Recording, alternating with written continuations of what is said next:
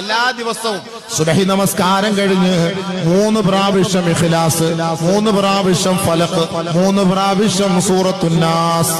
നിങ്ങൾ ഇന്ന് മുതൽ, നിങ്ങൾ നാളെ മുതൽ നിങ്ങൾ ഇത് നടപ്പിൽ വരുത്തിക്കോളി, എഴുതി വെച്ചോ. അൽഹംദുലില്ലാ, ഞാനൊക്കെ 10-28 വർഷമായി പ്രസംഗിക്കാൻ തുടങ്ങുന്നു. ഇതൊക്കെ നമ്മൾ ഓതിയിട്ടൊക്കെയാണ് ഇങ്ങനെ അഡ്ജസ്റ്റ് ചെയ്ത് ഇങ്ങനെ പോകുന്നത്. അള്ളാഹുവിന്റെ റസൂൽ പഠിപ്പിച്ച ഈ ആയത്തുകളും ഹദീസുകളൊക്കെ ഓതിയിട്ടാണ്.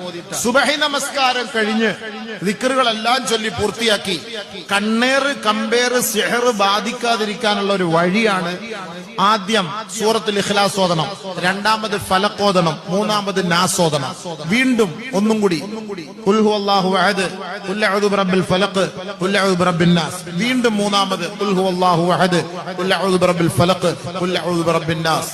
കൈകളിൽ ഊതി ശരീരങ്ങൾ നിങ്ങൾ തടയും. സുബഹിക്കും മഗ്രിബിനും ഈ ലെവലിൽ ഓതണം.